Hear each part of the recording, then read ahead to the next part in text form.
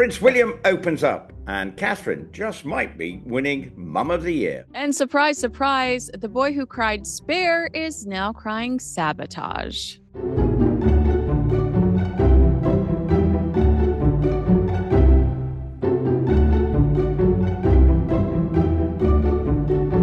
Hello, welcome to Heirs and Spares, your go-to for insight and opinion on two of the most talked about royal couples from both sides of the Atlantic. I'm Kinsey Schofield, and I'll be bringing you updates on Prince Harry and Meghan Markle from sunny California. And I'm still on your side of the Atlantic, but on the East Coast still in New York before I head up to Boston for a week's holiday. But I have to say, there's still plenty going on with regard to the royal family back home in the United Kingdom, certainly around the Prince and Princess of Wales. Very, very exciting story from the Princess of Wales, who reportedly took their three children on a magical trip to the set of the new Harry Potter series last week. It was so special, an on-set insider told the Daily Mail, sharing that Catherine took Prince George, Princess Charlotte, and Prince Louis to meet the young actors and the director on the set, while Prince William spent the weekend visiting his father, King Charles, in Scotland. There was only one night of filming there, so it was really a magical ticket, the source told the Daily Mail.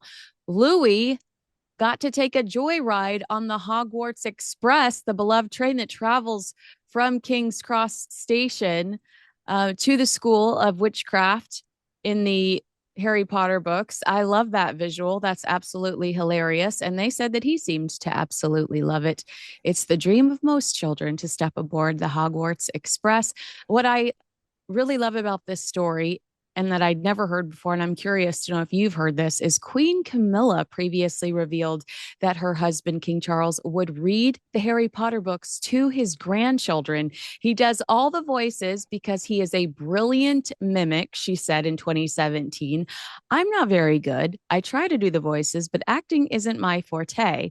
But he sits down and they all sit with him. I always think they're going to be wiggling around in the bed, but they sit spellbound. He's extremely good with children. They love it.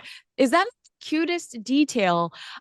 First of all, Prince Harry's children are missing out, Rupert, but tell me your reaction to that story. I'm not surprised because he always had a love of the stage. That is the king. His great sort of inspiration was a program called The Goon Show, which featured Peter Sellers back in the 50s. And that was a program that had a whole lot of character voices. People may know the work of Peter Sellers. He was a great comedy character actor, mainly known for the Pink Panther films. But back in the 50s, he was a huge radio star. And the king loved all that.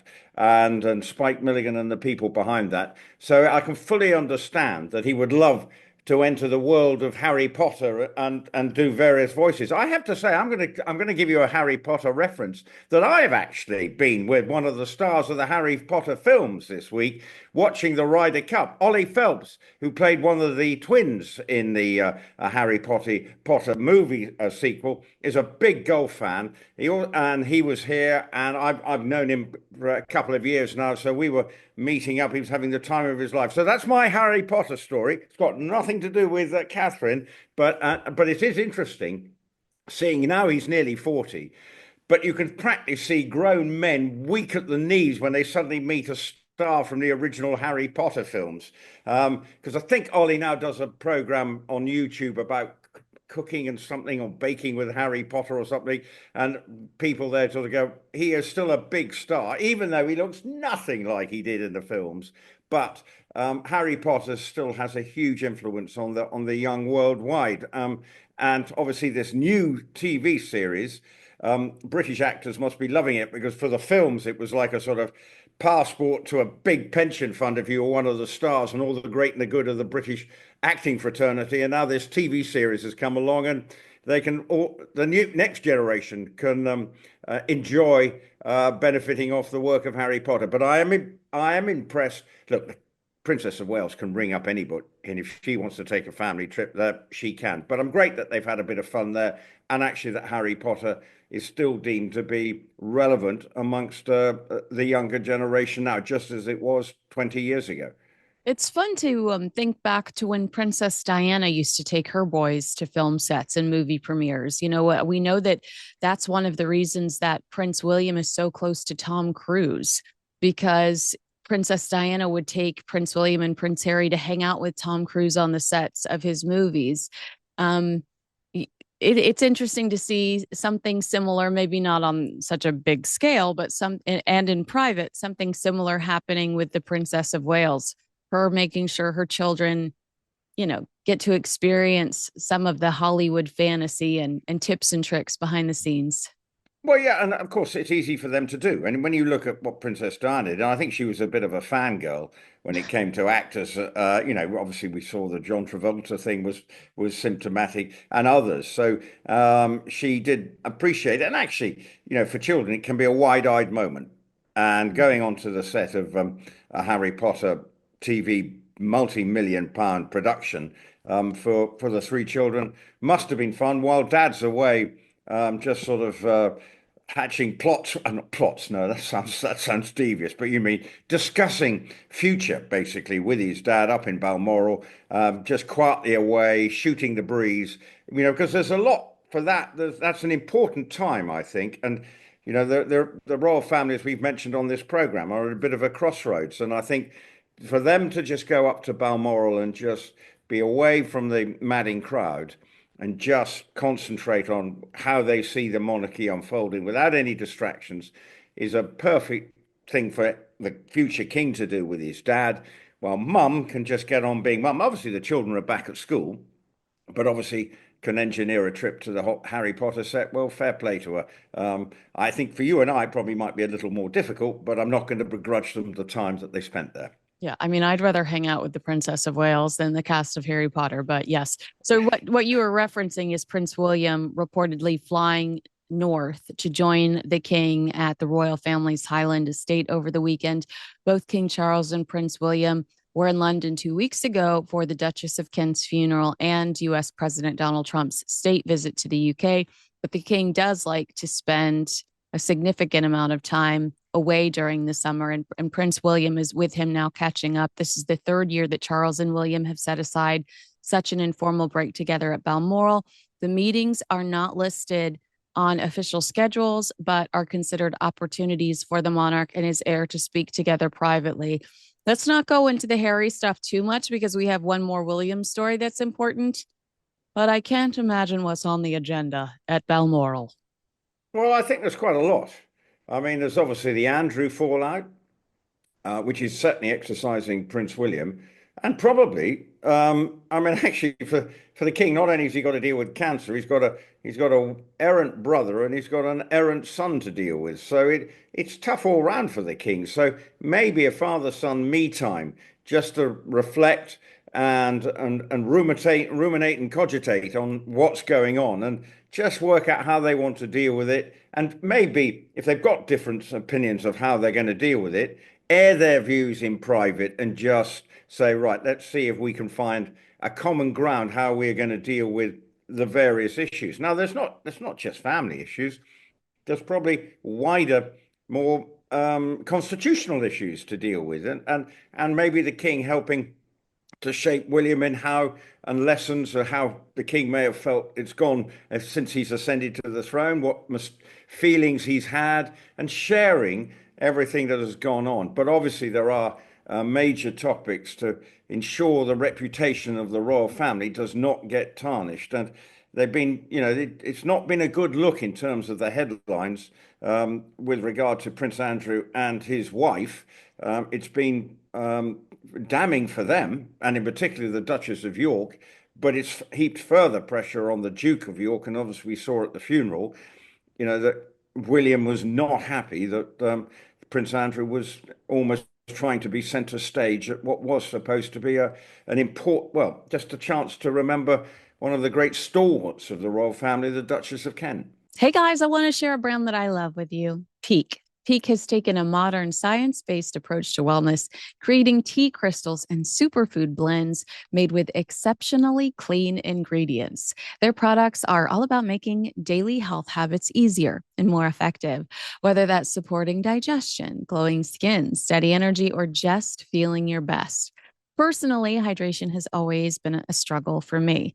I drank plenty of water, experimented with electrolytes, and even stuck to the right skincare. Yet, I still dealt with dry skin, brain fog, and restless nights. That shifted when I started Peak's Deep Hydration Protocol. In the morning, I use BT Fountain, their beauty electrolyte. It helps hydrate from within, smooth skin, and gives me lasting energy. In the evening, I switch to RE Fountain, the calming electrolyte that contains a gentle form of magnesium that eases tension and helps me get deep, restful sleep without feeling groggy the next day. What sets it apart for me is its purity. No sugar, no fillers, no artificial flavors, just real ingredients like lemon juice and beetroot. Within a week, I noticed my skin looking more plump and hydrated, my focus sharper, and my overall energy had improved. If you want to give it a try, I've got a special link in the show notes for you, 20% off for life plus a free gift with my link, peaklife.com/Kinsey. That's PIQUE life.com/Kinsey. Does it give you some sort of relief to know that the Prince of Wales and King Charles are spending this time together after 2 weeks of headlines? Some say really encouraged by Team Sussex about a mysterious friction happening behind the scenes. I think it's important that they do have this time. And okay, we're meeting to suggest that is there friction? No. And as you say, it's the third year they've done this. So it's not a surprise. So it's not some crisis meeting. You can't write that headline because they do it every year. If it was a one-off. Somebody would. Yeah, but you know what? You know what would happen? You're right. Yeah. Someone would say, King and his son in crisis management talks as to what to do as the royal family is blasted. That I'm okay. I'm extemporizing here, but that is the sort of headline you could easily see.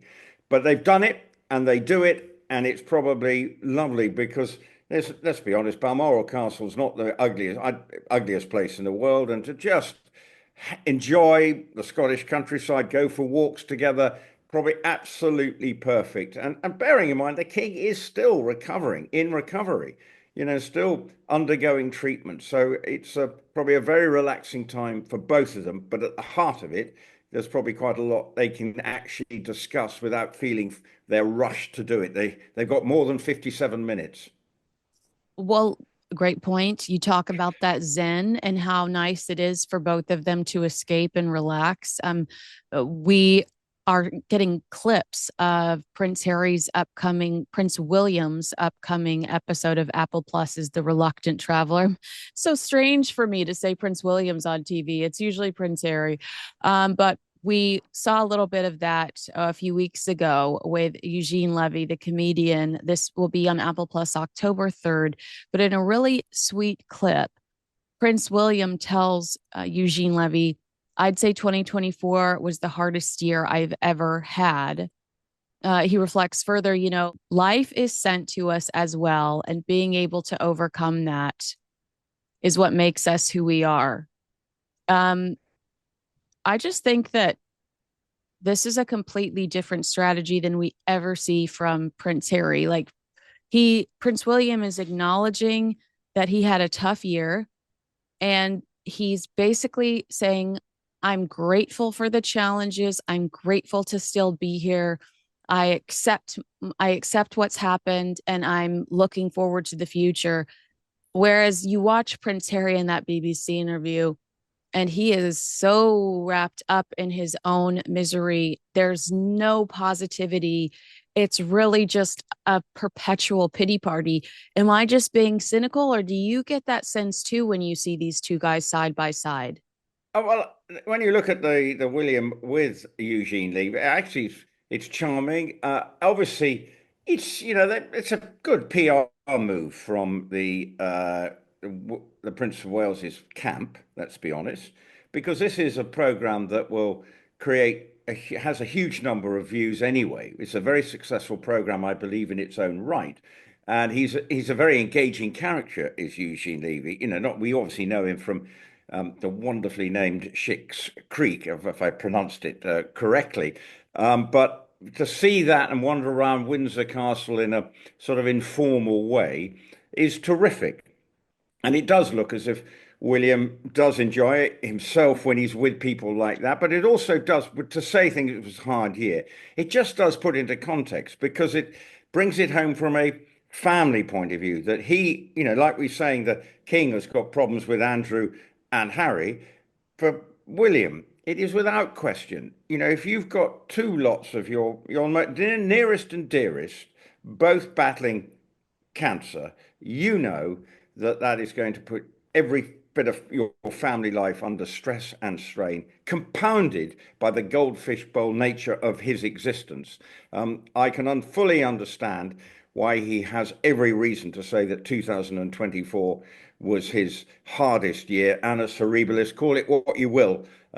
It was a tough year, and hopefully he's coming out and he can look back in on 2025 as a more positive year, but there does always seem to be lurking in the corner, and we've already alluded to in this program, he does have things that don't make it any easier for him and indeed the rest of the royal family.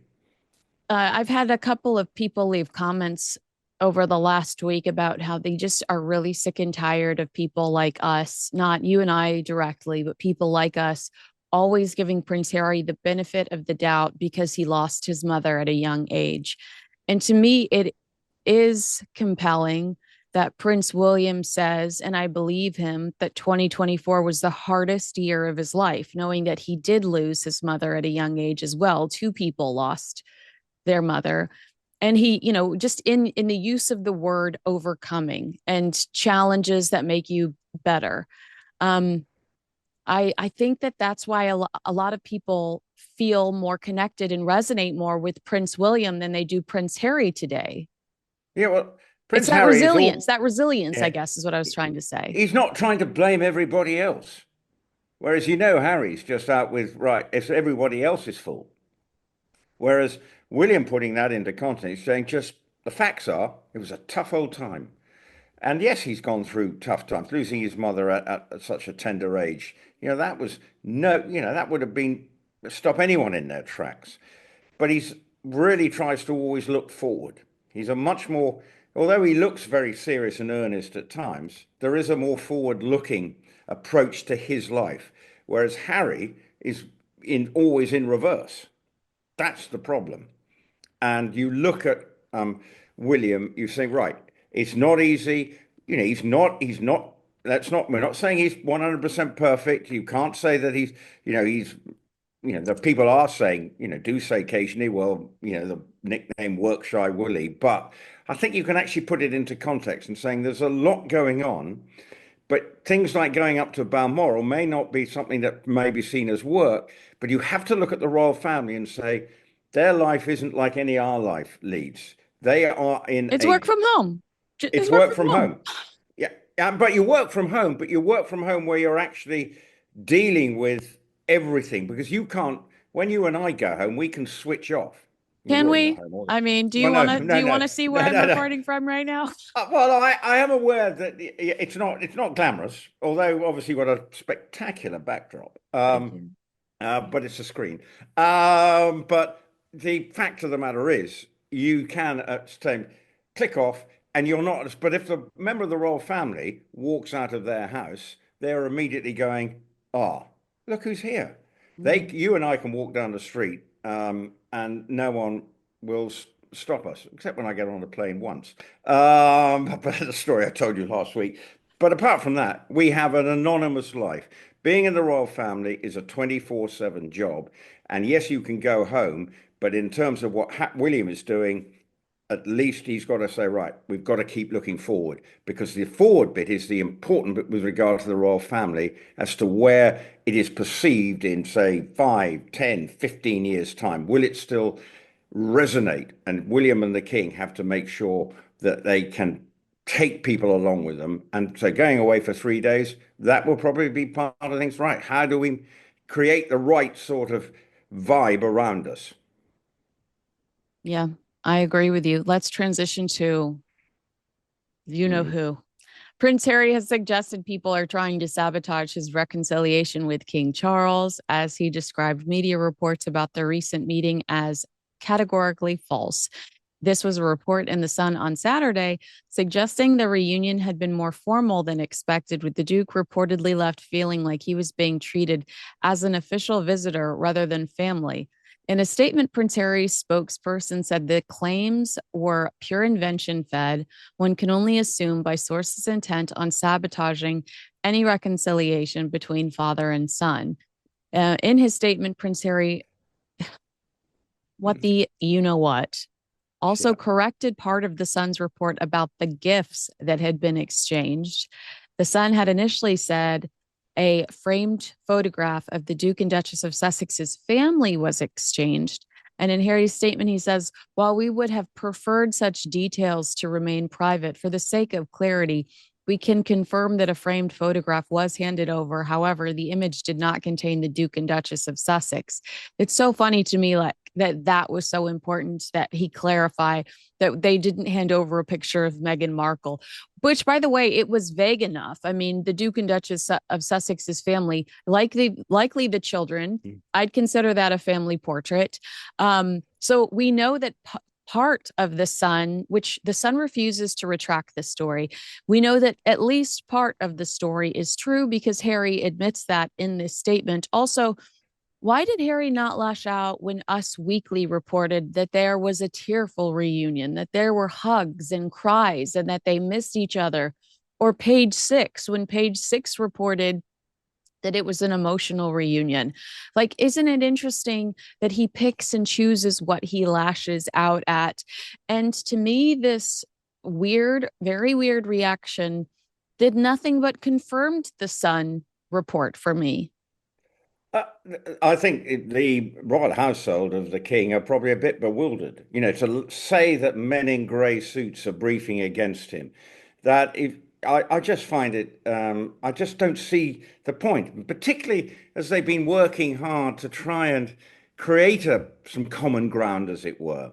Not just to say, right, repair the relationship. The king has made it quite clear you can't be half in and half out. You've got to be, but we can have a relationship.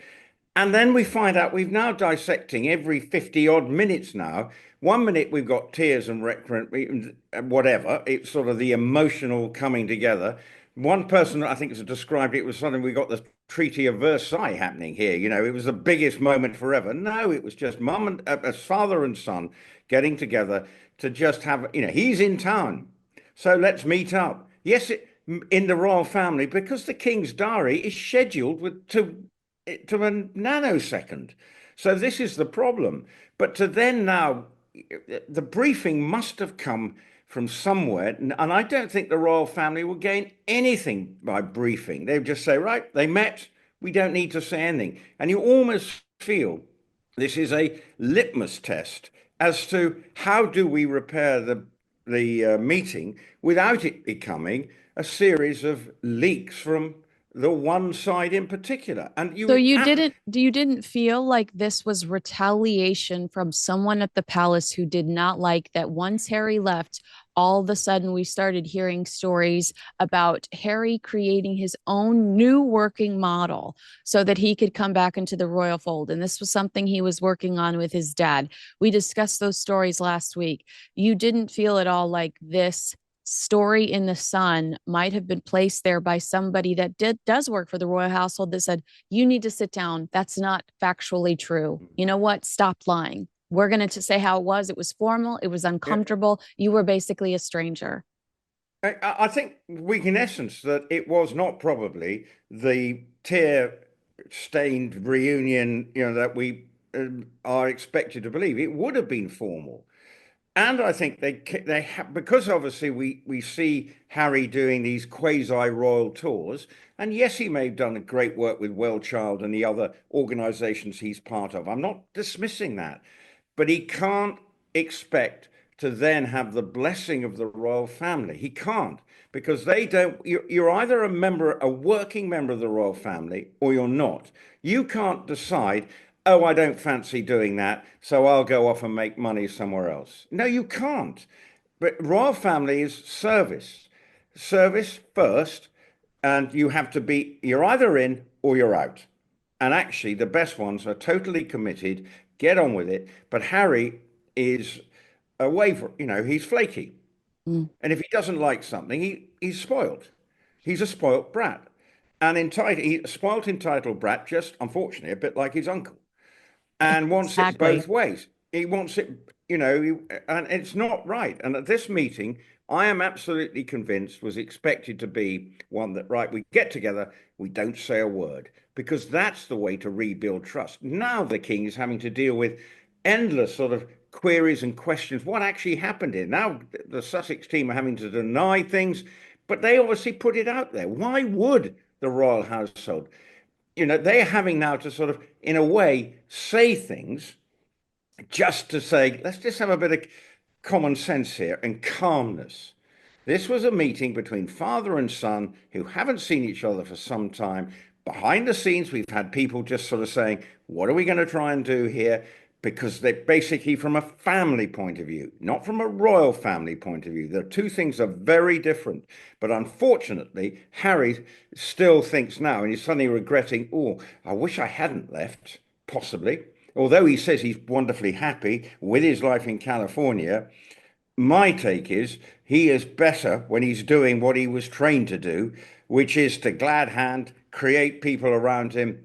He had and did do a good job at that. And there are still Also, charities. think about.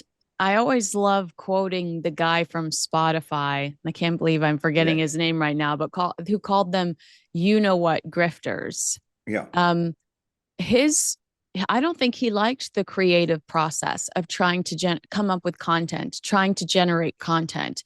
I don't think he likes that business. I don't think he likes the Hollywood business of chasing another hit and being judged based on results.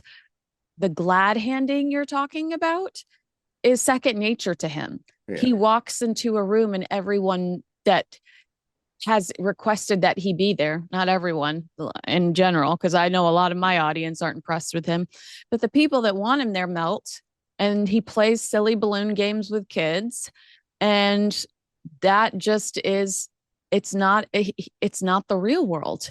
He did not like the real world. He did not like Spotify saying, look, we're so desperate. We're about to give you a Coco podcast where you're going to judge different Cocos, or no, we're sorry, but you can't sit down with Putin. That's not a realistic option for you. I mean, I think that he just realized that the real world is hard, and this is him reverting to work that's easy to him. What the traditional royal working thing is easy to him because it's everything's managed for him. Now he has to think and do for himself, but he hasn't got the intellectual capacity to do that. And he blames everybody else all the time. But, the Spotify man is right. They are, they're at times freeloaders. Maybe a strong word, Just but wait till we get into the next story, Rupert. okay, well, yeah, exactly. But the point is, I feel for the king because I'm sure he wants to restore his relationship with his son.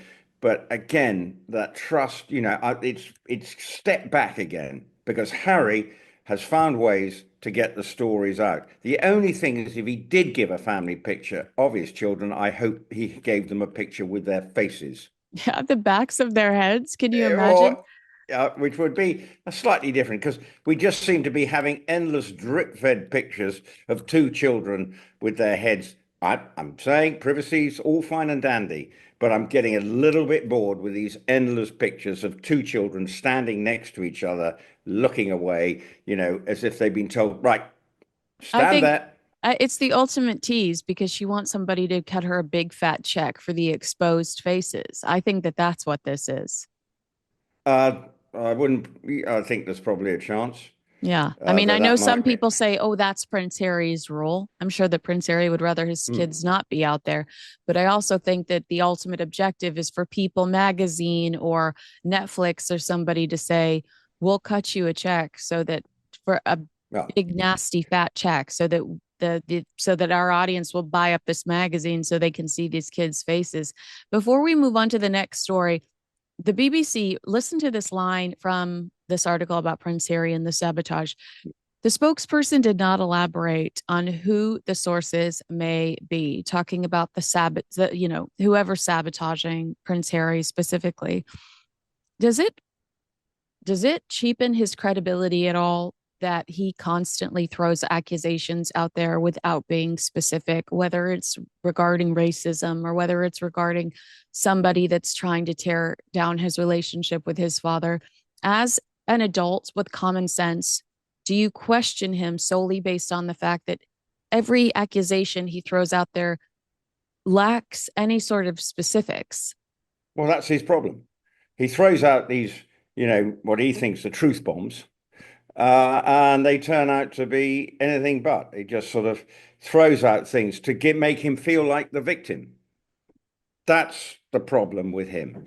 The victim nature of his personality. The reason I left is everyone was being nasty to us. No one appreciated what we were doing. No one appreciated my wife. So off I go. And he's still doing it. And now he's blaming the men in grey suits. So so as if they're out to cause him absolutely horrible things and sabotaging. But actually, it's not the men in grey suits. Every problem has come from him. And that is the issue.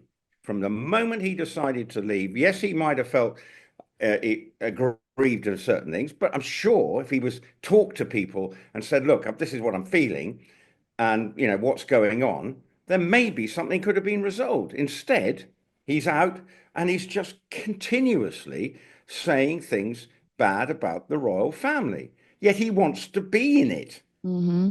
I'm sorry. It beggars belief. I just This is remembered. my weekly rant again. I'm just off again. You I open re- up the. I just remembered the name is Bill Simmons. So I know that the chat's probably exploded already going, Bill Simmons. It's Bill Yeah. Simmons from Spotify. Um, yes, I agree with you. I don't see a comparison in a leaked Sun article or a leaked Sun snippet to over 400 pages of Spare. If you want to talk to me about sabotaging your relationship with your father, I'd say take some accountability, because I think Spare was a little more hurtful than whatever someone Oh, whispered to the Sun. And it's so insane to watch somebody constantly pointing fingers at other people and not taking any sort of accountability or responsibility for their own actions. It's just like, grow up, stop complaining. That Sun story blew up. I wasn't going to talk to you about it today. I was over this story about Harry meeting with the king. That Sun story blew up because of the way Prince Harry responded to it. this is the problem. That meeting should have headed off into right. They've got together however many weeks ago it was, beginning of this month, Yeah. and then they say, right, the next thing we should be hearing is Harry's coming over. He's going to meet his father, maybe a bit more time. But now the king's probably thinking, oh, do I have the energy for this? That's the sad part about it because he's in his mid 70s. He's battling whatever condition he's got, cancer, whatever. He's battling that. He's still undergoing treatment. You know, and with everything else that's going on, he's thinking, I want to get back together with my son. Yet every time we try and open the door, Prince Harry and his team shut it back in our faces. Or And they that's what toss a seems, grenade in. Like well, they no, toss what a they like the call the men in gray suits, like to say that somebody up there's trying to sabotage him. I mean, the reality is the king has gone through some of the hardest years of his life in the last 5 years. I think, no question, between the loss of his father, the loss of his mother, the chaos with Prince Andrew, cancer, his own cancer, the Princess of Wales cancer, the internet's reaction to, the conspiracy theories, um, being a leader and trying to develop his own legacy and feeling this pressure of an illness. That's a tough lifestyle. And I just think that he's probably been surrounded by people that he really trusts and have tried to make his life easier. And Harry's insulting those people right now. Well, he is because, but he feels that because he didn't get it quite his own way, and he's having a hissy fit. Mm-hmm. I mean, that's what's going on, It's so and embarrassing. It's so it embarrassing.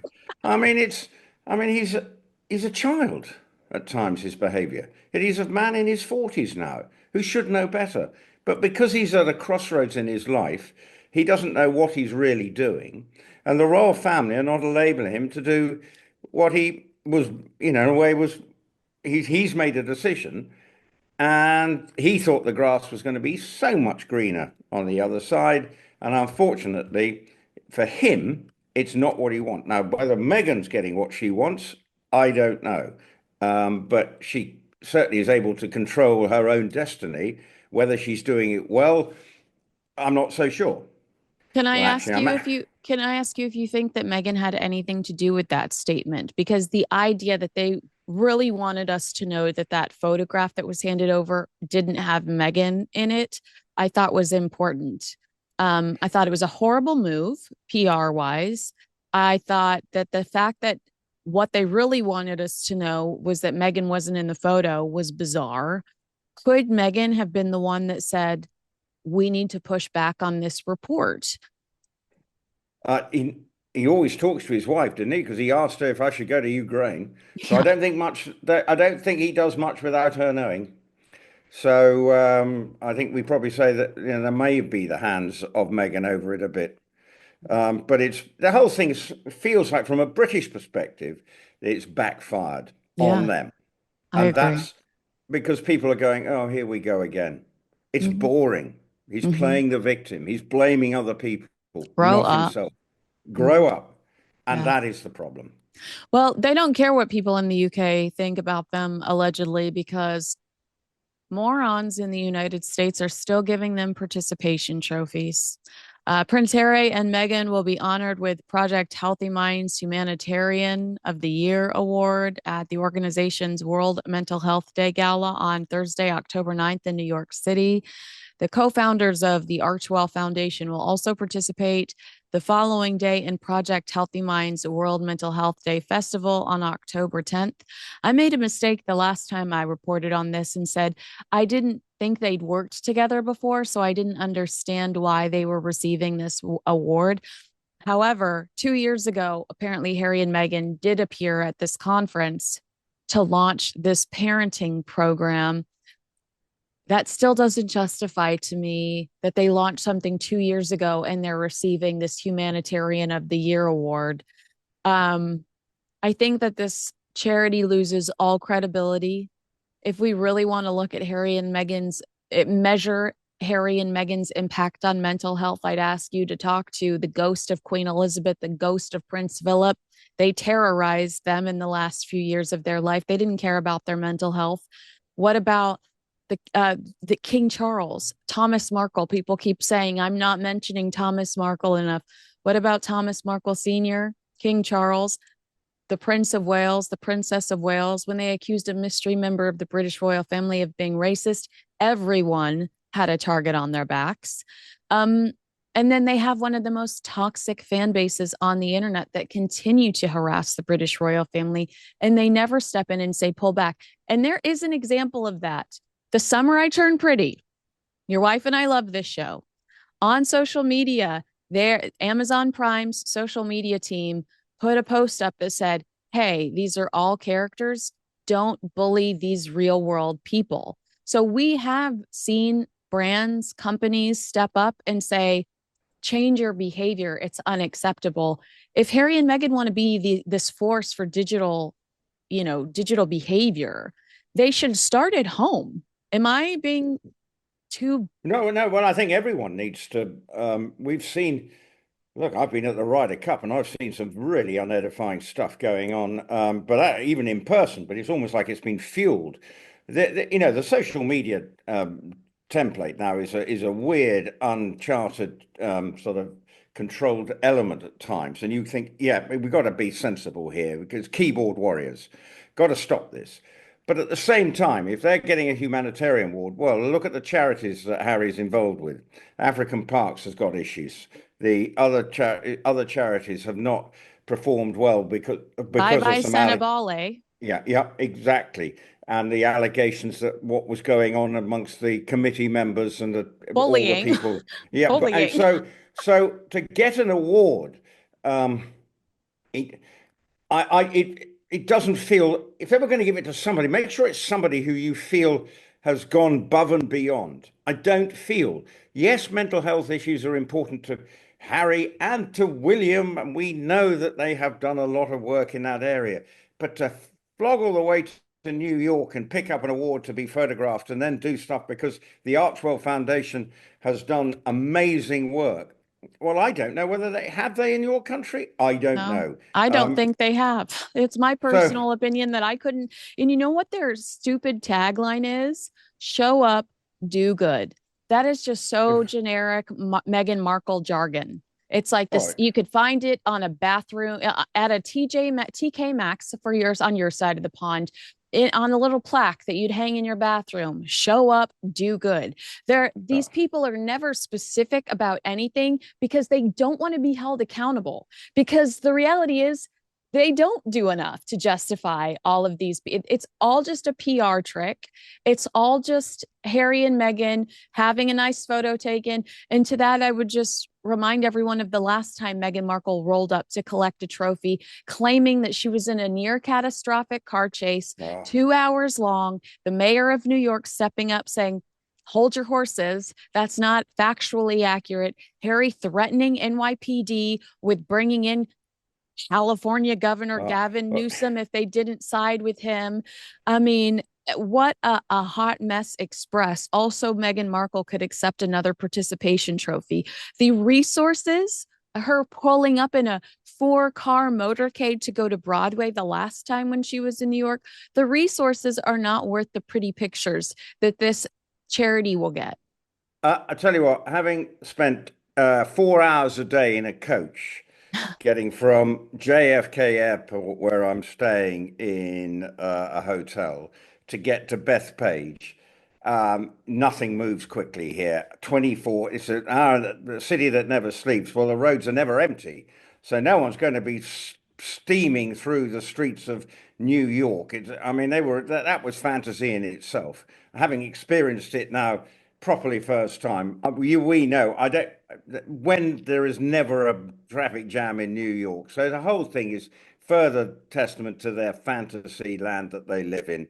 And having a 4-car motorcade puffs up and makes them feel self-important. Yeah. They to get an award. Look, I don't know enough about the organization that's doing it, and I'm sure they thought it was a good idea, and they think having the Meghan Harry thing will be good for eyeballs. Well, it might be eyeballs, but as you say, it might be of a negative type. Mm-hmm.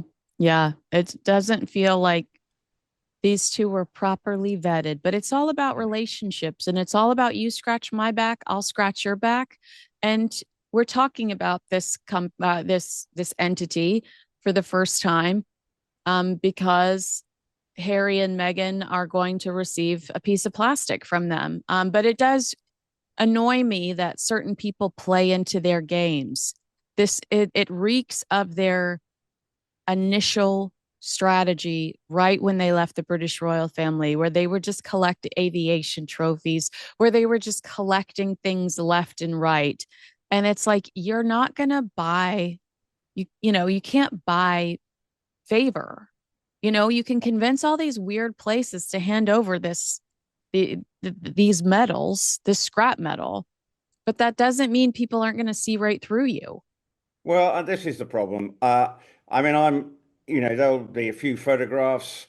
They'll all be smiling. There'll be some word salad mentioned, as you say, with that, show up, do good statement. There will be platitudes, and it will be as fake as it possibly can be. It will be, and everyone will be smiling and they will think it's a good job. But unfortunately, it's well, it's weak of them. Why do they feel they need to do this? They're trying to show that they're at the cutting edge, but actually, it just feels like they're getting another award. They're going to have to move house because they've got so many of these It's awards. like I can't I think I talked to Tom Bauer about this where I just said like Meghan specifically is, even when she was sitting there with Jamie Kern Lima and she was like, I just work so hard. I wake up and I take the kids to school and I make breakfast and I Oh, just work so hard. I've never seen someone chase applause oh, the way that I see oh, Meghan Markle chase applause. And it's oh, like, oh, it's mind blowing. It's a constant need that she is perfection of womankind. She is the what we all should aspire to. No, no, please spare me the other one. No, I mean, really, no, because she doesn't live a life. We talk about the royal family leading a gilded life. Well, she does. I mean, she's got rows of people running around there looking after her. No, does she do the school run? Well, at least there are talks that the Princess of Wales does do the school run and gets on with it, but we don't hear about it. mhm. But we have to hear that Meghan's doing the school run, and I've made them their packed lunch with flour sprinkles. Off they go, or whatever. So No, that's an actual story. Remember, I said poor Archie's going to come home with a black eye because somebody's like, "Why do you have flour sprinkles uh, on your bologna sandwich?" well, anyway, I mean, New York sandwiches. I went around here at the Ryder Cup. I don't think I was in the press tent. No one was offering me flour sprinkles on top of my whatever sub I was being given for my lunch in the media centre. So, no, I have to say, yeah, this is the point with Meghan. She is just a self-seeking publicist. Yeah. Yeah. All right. Well, agree with us, disagree with us. Let us know in the comments below. Make sure you like, subscribe, and share this video with a friend. And send your good wishes to Rupert as he's going to continue to travel over the next week or so. Send him some good American vibes. Well, hopefully I'm going up to Maine, but watch out, Boston. Here I come. Thanks, Rupert.